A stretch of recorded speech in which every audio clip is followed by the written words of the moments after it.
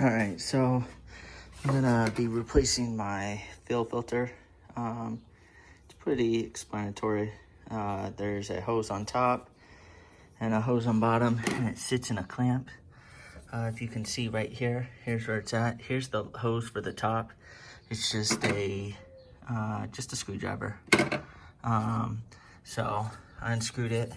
Mine was pretty easy to pull the top one off.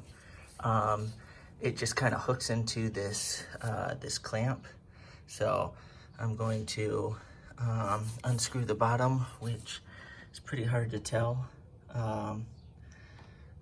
It's not focusing. Okay, I'm gonna unscrew the bottom, same as the top, and then wiggle off the bottom, and then just pop it out of this mount, and then put in the new one, and prime the system, and then start it up.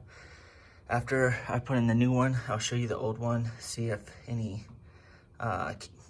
black stuff or anything comes out, see how it looks. So give me a minute. All right, so you can see I hooked it back up. You know, it's just, hose on top, and then the hose on the bottom, and then it just clamps in this clamp. So pretty easy to do. My hoses were a lot easier to get off than some videos I've seen on YouTube of people trying to do this. So yeah.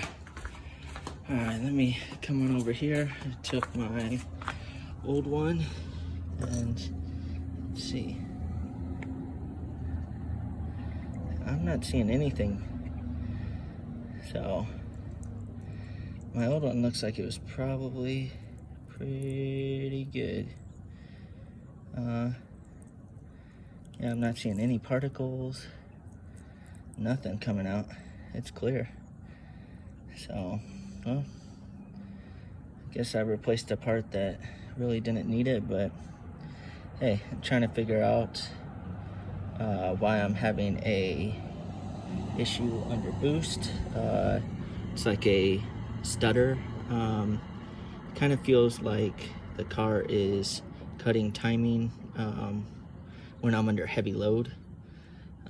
So I replaced my fuel pump. That helped, but did not fully take it away, you know. And with replacing my fuel pump, I thought it was a good idea to just knock out the filter as well.